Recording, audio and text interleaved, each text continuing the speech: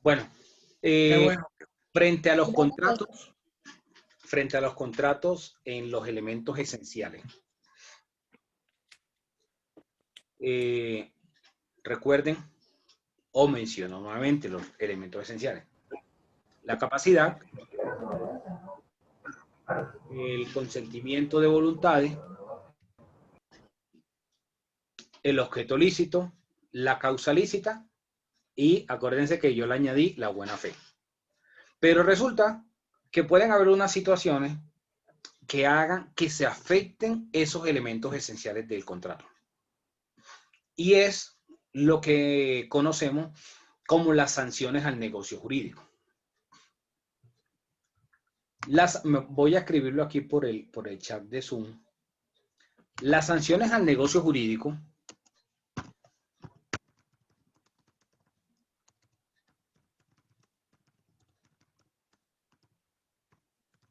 son nulidad, puede ser absoluta o relativa.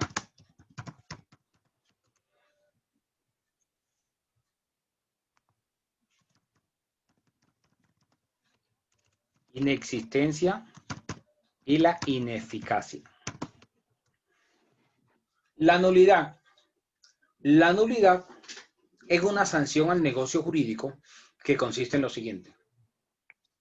La nulidad va a dejar sin efectos ese acuerdo de voluntades. O sea, el contrato no va a seguir produciendo efectos. Pero la nulidad va a tener esta consecuencia a partir del momento que se declara la nulidad. O sea, que desde que se celebró el contrato hasta que se declaró la nulidad, el contrato era válido. Ahora, ¿cómo puede ocurrir la nulidad? ¿O cómo puede ser declarada la nulidad? La nulidad se puede declarar de dos formas. Una, las partes del contrato declaran la nulidad. Es decir, se ponen de acuerdo y dejan sin efecto, declaran la nulidad del contrato. Así como se ponen de acuerdo para realizar ese negocio jurídico, se ponen de acuerdo para dejarlo sin efecto. Las cosas en derecho se deshacen como se hacen. No sé si ya hayan escuchado ese adagio. Sí, señor. Pero resulta que puede ser que una parte del contrato invoca que hay una nulidad en el contrato. Pero la otra parte considera que no. Entonces, ahí esa nulidad va a ser resuelta por el juez. Ejemplo, el contrato de seguro. Supongo que ustedes han escuchado el contrato de seguro. En el contrato de seguro hay tres partes.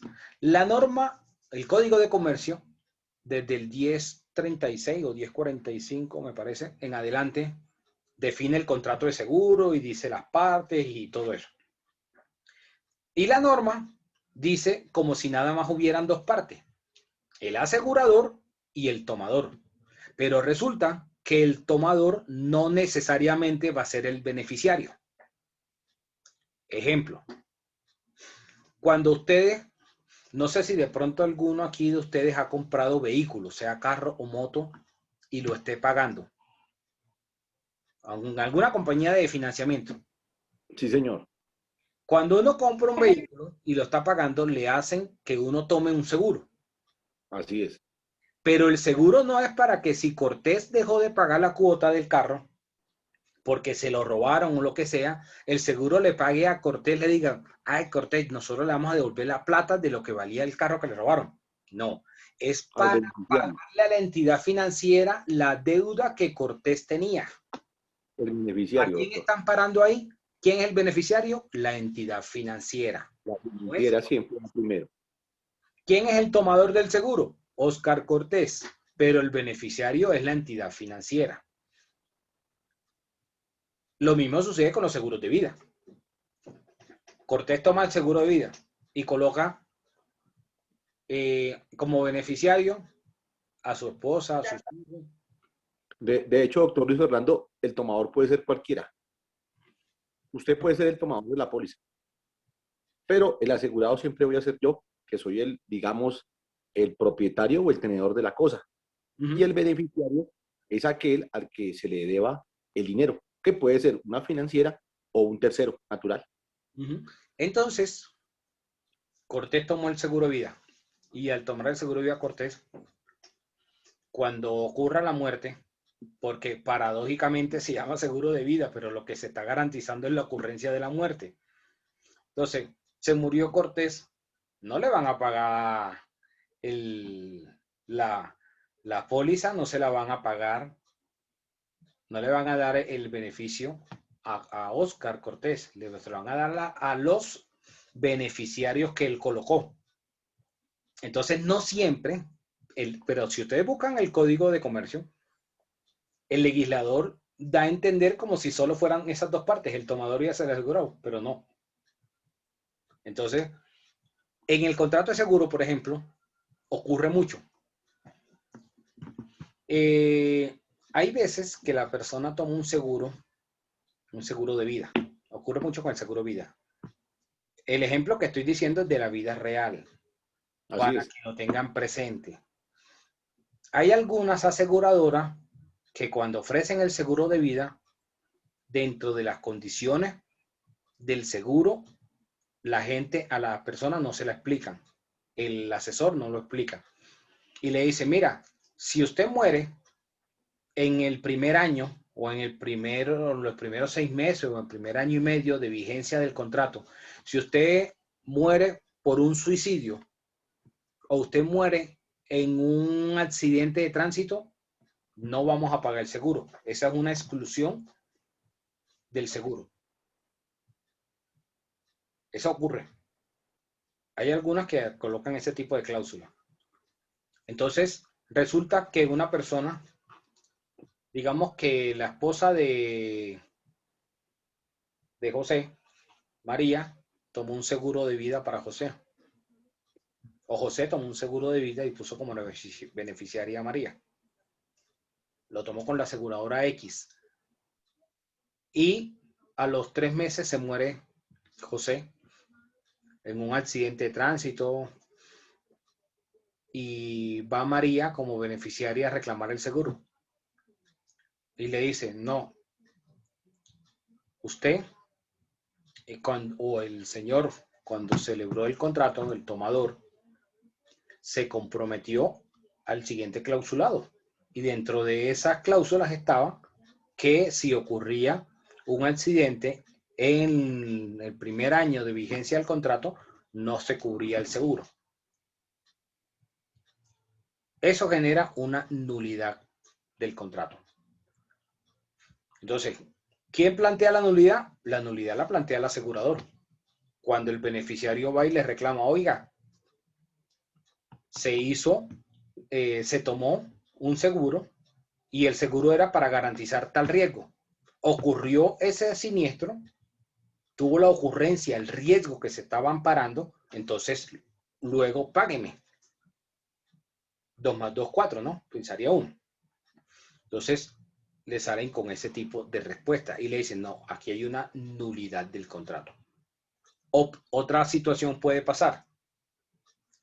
A veces, por ejemplo, cuando la persona toma un crédito como el hipotecario, le hacen tomar 3 seguros. Un seguro de vida, un seguro contra incendio y un seguro todo riesgo. No, mentira. Uno, el de vida, el contra incendio y el contra terremotos. En el momento de celebrar el contrato, pueda que el asesor no haga énfasis en qué se dedica el tomador del seguro, cuál sea la actividad que ejerza. Y de pronto, ese tipo de actividad no esté cubierta por la aseguradora. Tuve un caso en mi oficina como abogado donde sucedió. Mi cliente tomó con una entidad financiera reconocida el contrato del crédito hipotecario. Le hicieron tomar los seguros, el de vida, y le hicieron firmar, como estaban de afanes, le hicieron firmar la declaración de asegurabilidad y le preguntó, ¿usted sufre de algo grave? Entonces, de una vez la persona se imagina, y a veces el asesor comete ese tipo de equivocación, le dice, ¿usted sufre de cáncer, ha tenido cáncer o tiene SIDA, alguna enfermedad así grave? No, entonces de una vez a todo no. Y no se lee cada una de esas preguntas en la declaración de asegurabilidad. Cuando ocurre el siniestro, que mi cliente era maestra y fue declarada, la pensionaron por invalidez, por el manguito rotador, que le sucede a los maestros mucho por escribir en el tablero y ese tipo de cosas. Entonces, alegaron la nulidad del contrato. Y se decía, no, es que usted fue reticente, porque usted no mencionó en su declaración de asegurabilidad que usted sufría de fibromialgia. ¿Por qué tenía el tomador del seguro que saber qué significa la fibromialgia? Un término médico, si no es médico. La fibromialgia es un dolor muscular que puede asociarse a muchísimas cosas. De pronto los que son enfermeros que están acá me desmentirán. Entonces, esa situación que omitió decir, es que hace no sé cuánto tiempo me dijo el médico que tenía una fibromialgia. Entonces, le dice, usted omitió que tenía dolores musculares y que esos dolores finalmente terminaron ocasionándole una pérdida de su capacidad de trabajo y terminó siendo pensionada por invalidez. No sé si logran conectar las situaciones. El hecho de que supuestamente no reportó esa situación omitió una información que era importante para el asegurador. Porque cuando ustedes se van al artículo 1058 del Código de Comercio, que habla de las reticencias dice, cuando el tomador del seguro omite una información importante, entonces eso es una causal de nulidad del contrato. Esa omisión o faltar a la verdad hace que el asegurador pueda cambiar de posición. Porque si la persona declara realmente el estado del riesgo, la aseguradora puede decirle dos cosas. Una, yo no le contrato el seguro y está en todo su derecho. ¿Ok? La aseguradora, no, yo no le contrato el seguro.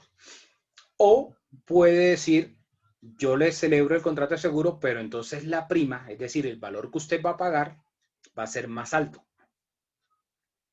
Pero como hubo una pequeña omisión de información, ya eso se consideró como una reticencia, es decir, como que faltó a la verdad. ¿Y eso cuál es la consecuencia jurídica? Una nulidad del contrato. ¿Cómo se traduce eso en español? Que la aseguradora se ampara en eso para no pagar. Y estos casos ocurren más de lo que ustedes piensan. O sea, de que la aseguradora pague lo que se contrató del contrato de seguro, de que lo pague así de buenas a primeras, eso no es tan común. Eso no es tan común. Siempre las aseguradoras tienen unos investigadores que parece que fueran del FBI, que parece que fueran del FBI. O sea, le encuentran a la persona en su historia clínica y en las declaraciones que dio, le encuentran una cantidad de cosas por donde escabullirse. Doctor, ¿y lo ganó? No, al final el juez no nos dio la razón. No nos dio la razón porque ahí habían unas diferencias en cuanto a las fechas del seguro, de la toma del seguro. Pero las aseguradoras siempre van a invocar una nulidad del contrato. Entonces, ¿qué buscan a buscar con la nulidad de un contrato? ¿O qué se busca en la nulidad de un contrato? Que el contrato queda sin efectos, que no produzca efectos. Esa va a ser la consecuencia de la nulidad. Ahora, la nulidad puede ser absoluta o relativa. En materia contractual, hablamos de que la nulidad es relativa cuando la nulidad es saneable, cuando se puede sanear esa situación. Ahí es nulidad relativa. ¿Ustedes creen que si José, que tiene 18 años, se casa con María, que tiene 16, María es menor de edad? Eso generaría una nulidad relativa.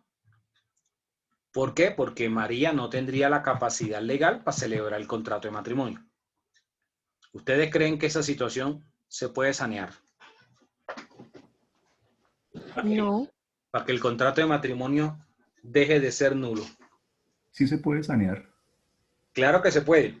¿Y cómo se sanea? Con la ratificación, es decir, con la autorización de alguno de los padres de María. De los padres. Algunos. No tienen que ser los dos, puede ser cualquiera de los dos. Entonces, si en ese caso el contrato de matrimonio entre una persona mayor de edad y un menor de edad va a generar una nulidad relativa. Pero esa nulidad puede ser saneada con la autorización o con la ratificación del padre de la menor de edad. Profe, pero ahí también se daría lugar a que demandaran al padre por presuntamente obligar a su hija menor de edad a casarse, que podría darse también. No necesariamente. No necesariamente por lo siguiente. Porque es que, digamos, bueno, ya la ley 1098 no lo menciona de esa forma. Antes, con el decreto 2282 del 89, que era el Código del Menor, se hablaba del menor adulto. La ley 1098 ya no utiliza el término del menor adulto, pero habla de ese adolescente. En el caso de las mujeres, va desde los 12 hasta los 17. Y en el caso de los varones, desde los 14 a los 17. Se toma para determinar ese rango el desarrollo hormonal. Se supone que una niña se desarrolla a los 12 años, promedio. Habrán unas que después, otras que un poquito antes, pero promedio a los 12, médicamente, científicamente hablando, y los hombres a los 14. Entonces, de ahí se habla que en ese periodo son adolescentes, que era lo que antes se llamaba el menor adulto. Por eso ustedes de pronto habrán escuchado que antes las abuelas a los 14 años ya se casaban y empezaban a tener hijos. ¿Se han escuchado esos cuentos? Los vivimos con nuestros Sí. abuelos. Más que todo en el campo, pero sucedía por eso. Entonces, claro, ya eran un menor adulto, entonces se podía casar con la autorización de alguno de los padres. Sigue siendo así. Ahora, que ustedes no van a ver ahora que una menor de 14 o 15 años se vaya a estar casando, pues con todos los avances que hay tecnológicos y las redes sociales y todo, pues ya no ocurre tanto, o sea, ya es algo como exótico. Pero... Se nos quedó la parte de lo fiel, profe, en la parte antigua. ¿Cómo? La parte de que de la herencia de los padres se nos queda la parte de la fidelidad, ¿no? ¿Será que tú careces de esa, Luis? Entonces, ese tipo de, digamos, de nulidades se pueden sanear. Pero hay otras nulidades que no son saneables. Por ejemplo, si en el ejemplo que colocaba anoche del pagadiario, habría una situación que es cobrar los intereses por encima de la tasa de usura, esa situación no es saneable. Ese contrato va a generar una nulidad absoluta. O, pongamos otro ejemplo, no sé si ustedes han escuchado que hay unas oficinas del crimen en algunos sitios del país donde la persona va y entonces, por ejemplo, le deben una suma de dinero y le dice, mire, necesito que me cobre esta plata. Entonces van y utilizan unos métodos que para cobrar esas sumas de dinero, pues que no son los mejores. No sé si alguno de ustedes alcanzó a escuchar que antes existían los chepitos. Sí, claro. Y los chepitos no mataban a nadie, o mejor dicho, la gente se moría era de la vergüenza. El escarnio público. Se moría era la vergüenza del escarnio público. De que cuando llegara el cobrador, están buscando a fulano y el fulano se está escondiendo porque vino el cobrador y vino el chepito. Pero ese chepito no pateaba al deudor, no se le llevaba las cosas, no le pegaba un tiro ni nada de eso. Lo máximo que podía era llegar ahí y hacerle el show de cobrarle en público, que la gente se enterara que estaba debiendo. Y entonces la persona se moría era de vergüenza. Pero después, con los métodos que empezaron a aplicarse por parte de estas oficinas de cobranza de ese mismo tipo de deuda, van dándole plomo a la persona como no pague. Entonces, ese tipo de contrato de que se realiza el contrato para que la otra persona vaya y haga ese tipo de cobros con esos métodos, eso genera una nulidad absoluta. Ese contrato nunca va, o esa nulidad nunca va a poder ser saneable. ¿Ok? Eso frente a la nulidad. ¿Y cómo lo logra demostrar, doctor, de que se hizo esa situación? Porque alguna de las dos partes presenta la demanda ante el juez invocando la nulidad, entonces ya tendrá que aportar lo que algunos de los medios probatorios que establece el Código General del Proceso, como las documentales, las testimoniales, las pruebas periciales, inspecciones judiciales, para demostrar lo que se afirma. Doctor, ¿puedo hacer una pregunta? Dime. Sí. Sí, dime. Bueno, te quería preguntar si en este caso podría haber una nulidad de un contrato de arrendamiento. Lo que sucede es que se firma un contrato de arrendamiento de un lote. Y en el contrato queda estipulado que el lote contaba con servicios de agua y luz. Resulta y pasa que se firma el contrato y el día que se va a recibir el lote, la persona se da cuenta que no cuenta ni con servicios ni de agua ni de luz. Entonces, bueno, pasa, esta persona dice, deme 2 meses para colocar eso. Pasan los 2 meses y nunca coloca los servicios públicos. Entonces, como tal, el arrendatario nunca coge el lote. Y después le llega una demanda de restitución de inmueble. Entonces, no sé, en ese caso, ¿qué se podría hacer? Lo que pasa es que te me adelantas a lo que yo voy a hablar ahora, después de que terminara de hablar de la sanción. Y es el consentimiento, que eso sería un vicio en consentimiento por inducir al error. Profe, una pregunta. El incumplimiento de alguna de las causales del contrato da nulidad. Depende, porque si es el objeto, es decir, la finalidad como tal, sí. Porque pueda que dentro del contrato haya una obligación para ambas partes. Y pueda que de pronto alguna de las partes con la totalidad de sus obligaciones, pero el no cumplimiento de la totalidad no significa que se genere. Profesor, ¿le puedo responder a mi compañera? Ahora cuando hablemos de los vicios del consentimiento. Ok, gracias. Me has dicho, Saide, ten ahí la pregunta. Bueno, doctor, gracias. Entonces, la nulidad va a ser declarada por el juez mediante una sentencia judicial si las partes no lo declararon de mutuo acuerdo. Otra sanción al negocio jurídico va a ser La ineficacia. ¿Qué es la ineficacia? La ineficacia es cuando se presenta un contrato, se celebra un contrato entre las partes, pero la ley para ese tipo de contratos tiene unas solemnidades, unas formalidades. Mientras no se cumpla con las formalidades que exige la ley, ese contrato no va a producir efectos.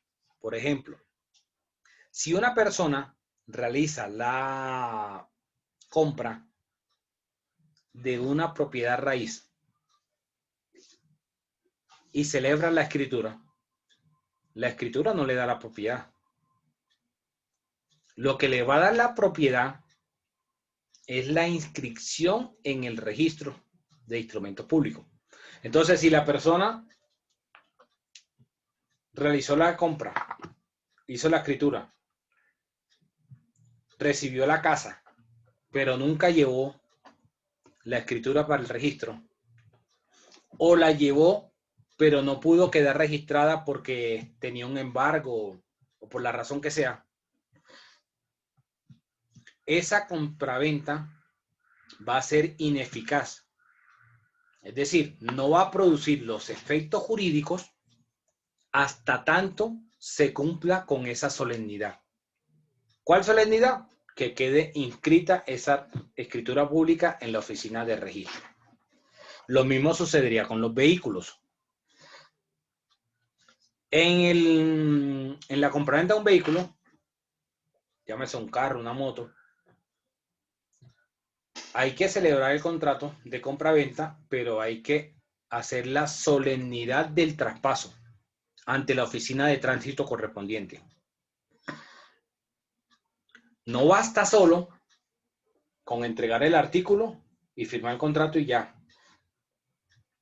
Mientras no se realice el traspaso, esa compraventa va a ser ineficaz. Entonces, ser ineficaz no significa que sea nula. Porque ser ineficaz significa que no va a producir efectos hasta tanto se cumpla con las solemnidades que exige la ley. Es saneable. Sí, claro. Mientras que en la nulidad va a producir efectos el contrato hasta tanto no se declare la nulidad. ¿Sí entienden? Doctor, o sea, me perdí. ¿No va a producir efectos hasta que no quede, doctor? Hasta que no se cumpla con las solemnidades que exige la ley.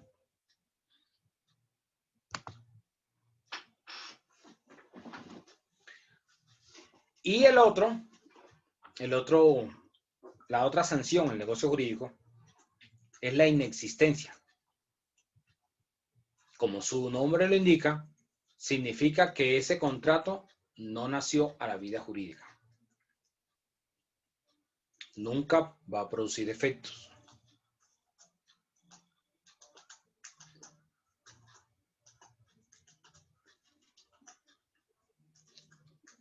¿Cuándo no va a producir efectos? Por ejemplo, cuando el objeto es ilícito. Si Pedro va y contrata a la oficina de Envigado para que le realicen unas lesiones personales a otra persona por la razón que sea, ese contrato va a ser inexistente. Porque la finalidad de ese acuerdo de voluntades no puede ser violar la ley. Ahí el objeto sería ilícito. Y acuérdense que uno de los elementos esenciales del contrato es que el objeto sea lícito. O sea, que no vaya contra la ley.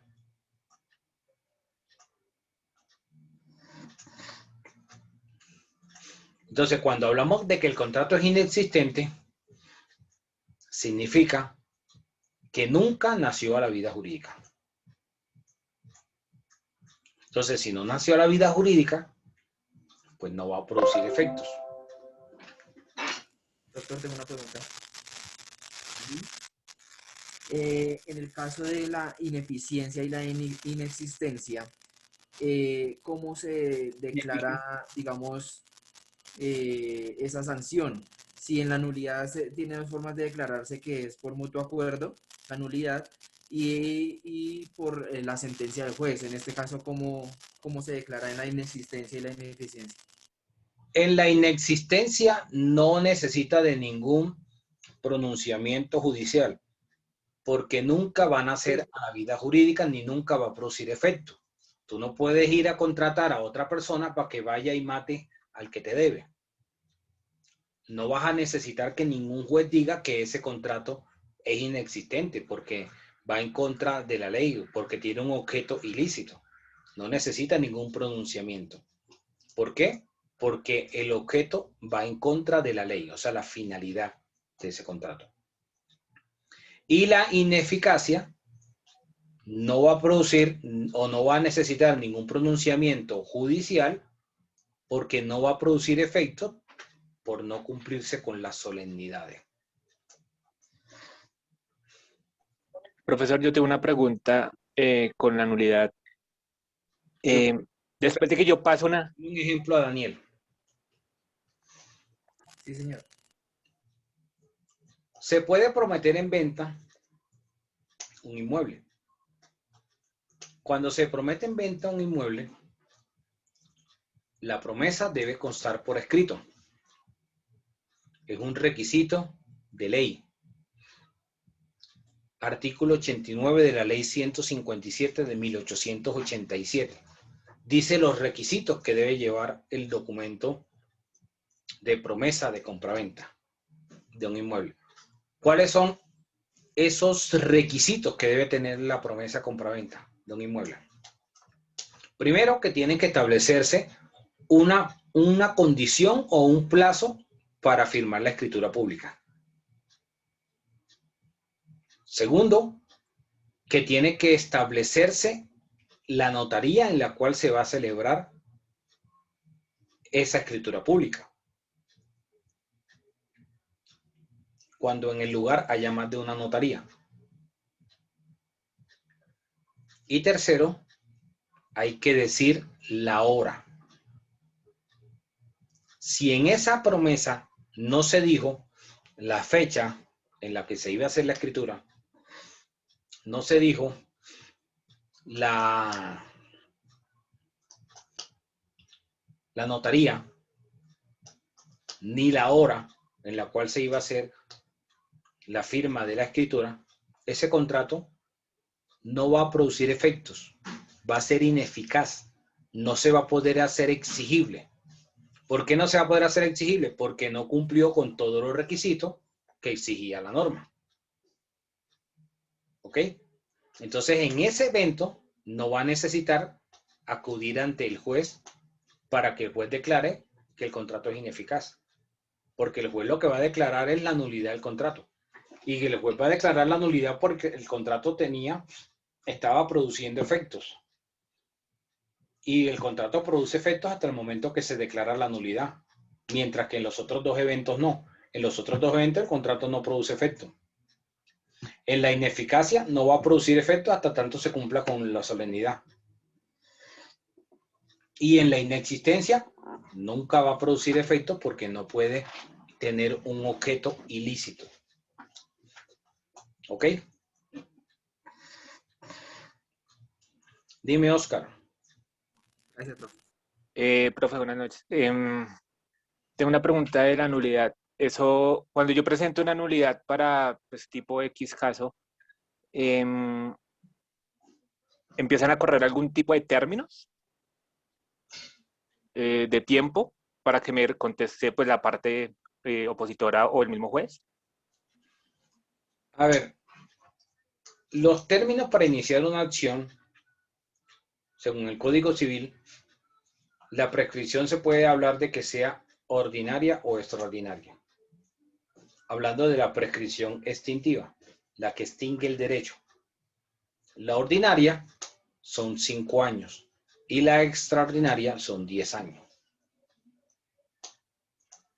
Entonces, para acudir ante el juez, en principio, no habría por qué esperar hasta que pasara ese tiempo. ¿Sí? porque la prescripción va a ser extintiva, pero la prescripción extintiva se solicita, no opera automáticamente. Así como la prescripción adquisitiva o usucapión, que ustedes conocen como pertenencia. Prescripción adquisitiva del dominio. Una persona que tiene una posesión va y presenta una demanda ante el juez para que por el paso del tiempo que tiene y cumpliendo los requisitos que establece la norma, se declare propietaria de la cosa. Pero, digamos que como lo planteas, podría hablarse de una prescripción extintiva solicitada por el demandado. Que el demandado le dijera al juez: señor juez, el contrato tiene más de 10 años, entonces ya no puede solicitar el pronunciamiento de la nulidad porque le prescribió la posibilidad de presentar la demanda, de iniciar la acción. A eso es que va enfocada tu pregunta. Sí, señor. Ok. Listo. Ahora hablemos de los vicios del consentimiento.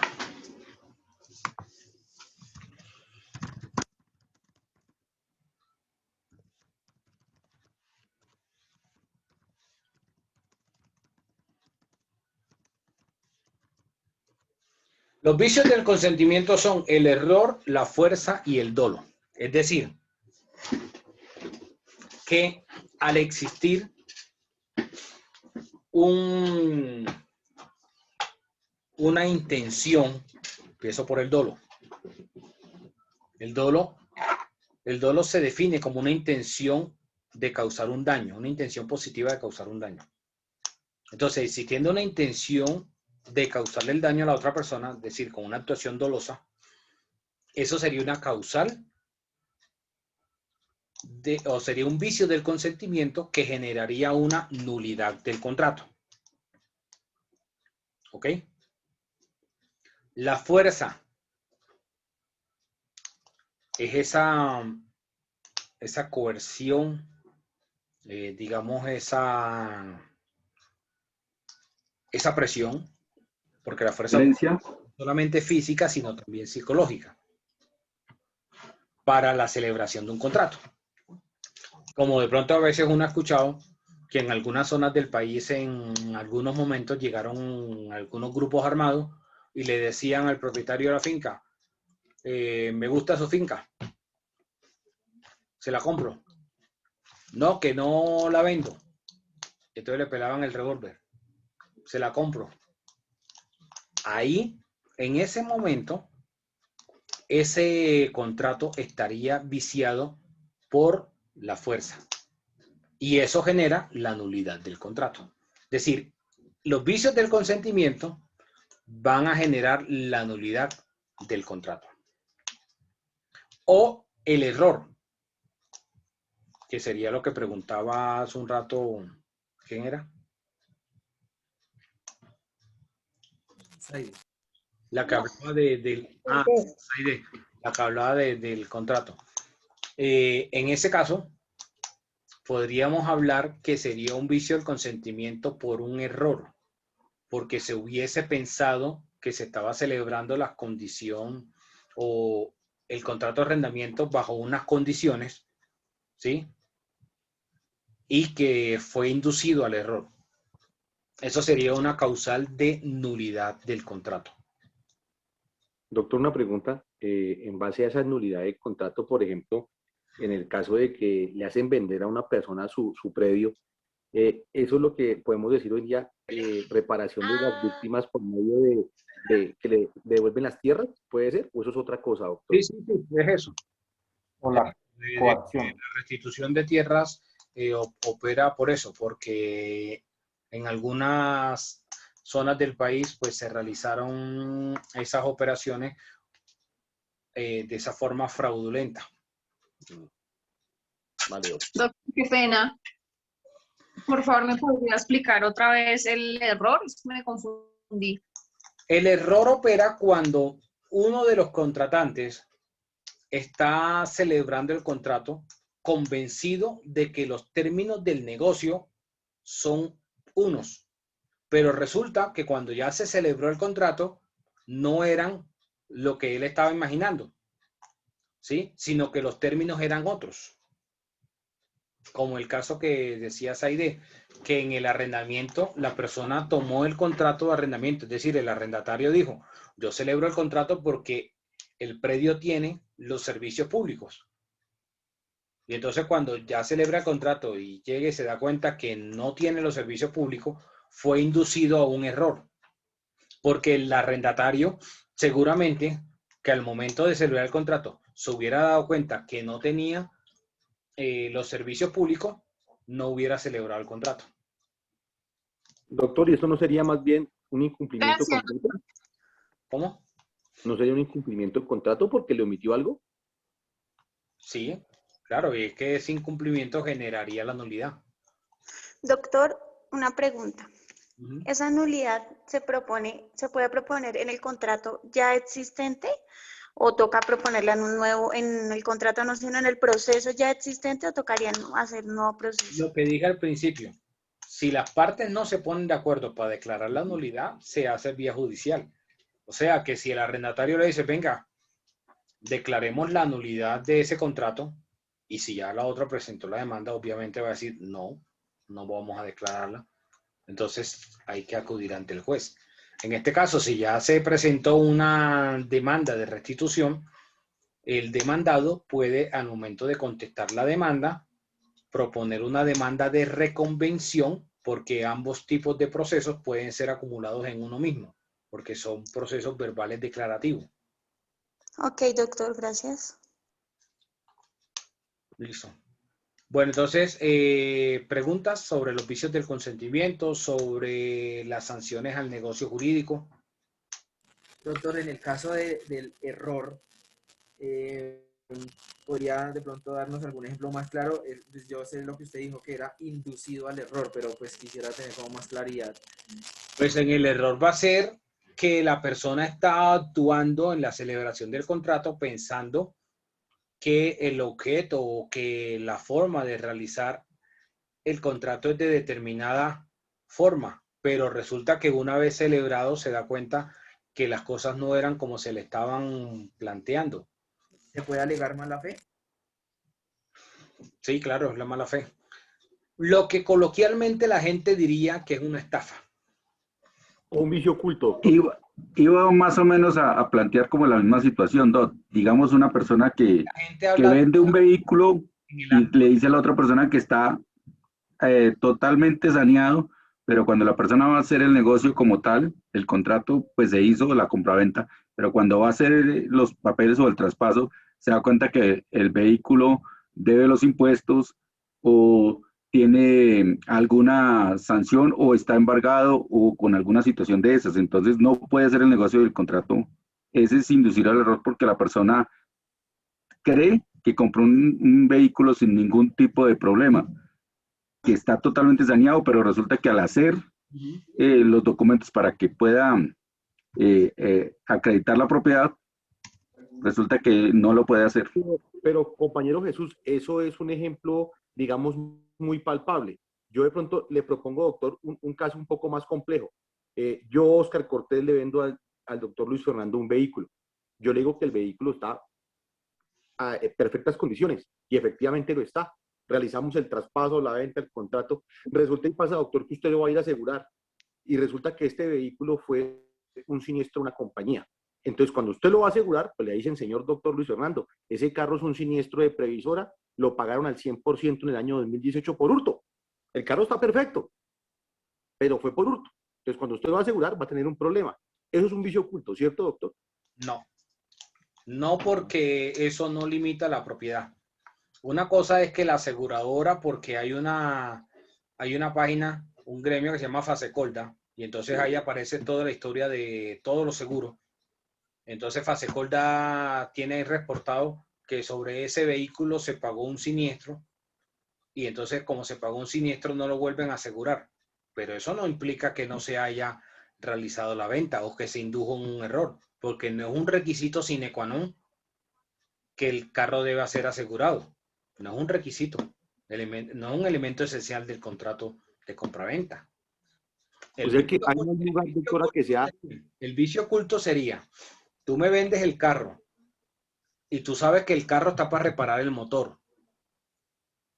Y yo lo compro y a los 2 meses me toca reparar el motor y tú sabías que estaba para reparar el motor y no me dijiste. Ahí hay un vicio oculto. Ahí hay un saneamiento. En ese caso, ahí hablamos del dolo. No de un error, sino de un dolo. ¿Por qué? Porque tú sabías que el carro estaba para reparar el motor, pero no me lo dijiste. ¿Por qué? Porque si me hubieras dicho que el carro estaba para reparar el motor, entonces yo te hubiera dicho, te lo compro, pero te lo compro por menos. Porque entonces yo voy a descontar lo que vale la reparación del motor. Ahí sería un dolo, ¿ok?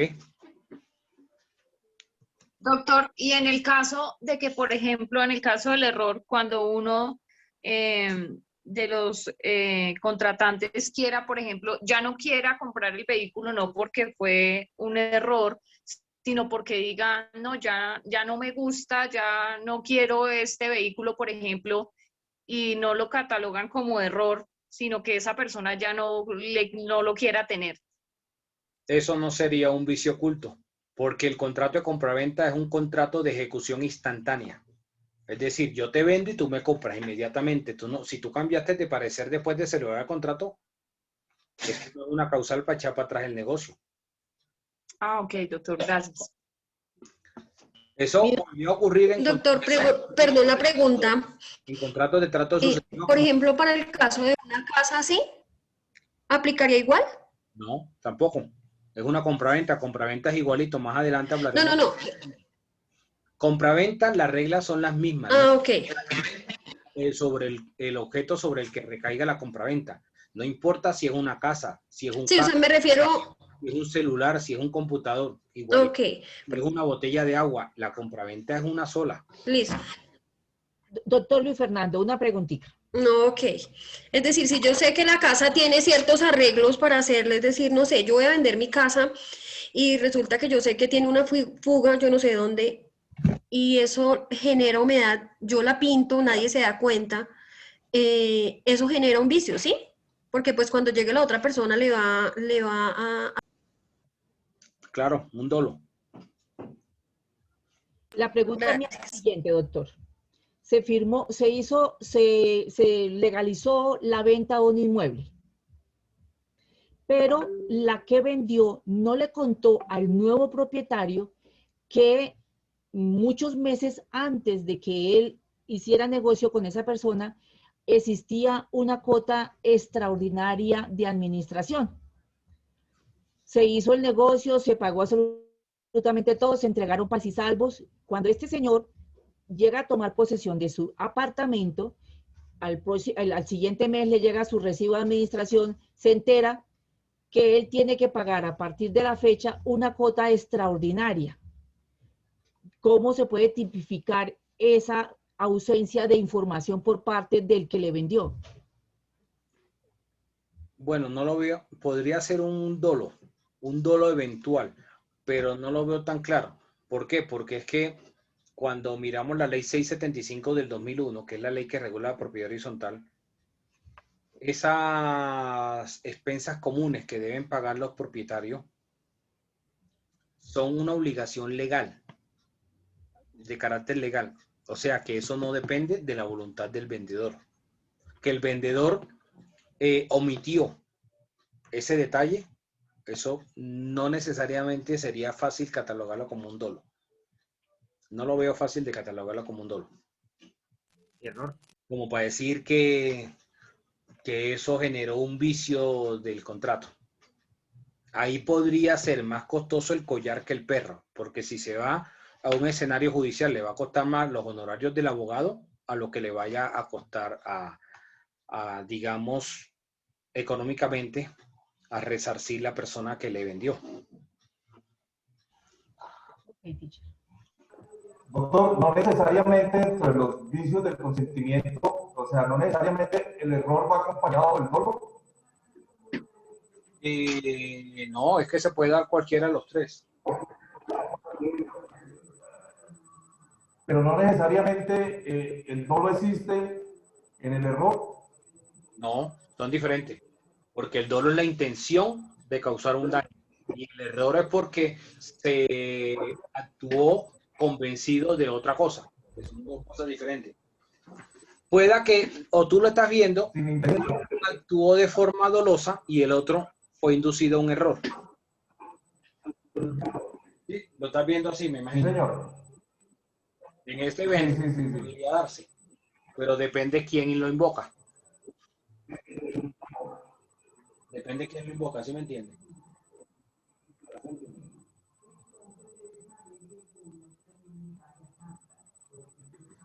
Bueno, mañana vamos a hablar de la teoría de la imprevisión contractual o la imprevisión del contrato. Vamos a hablar del abuso, del principio del abuso del derecho.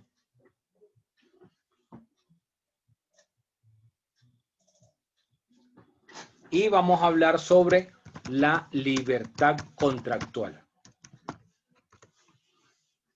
Bueno, nos vemos mañana. Feliz noche.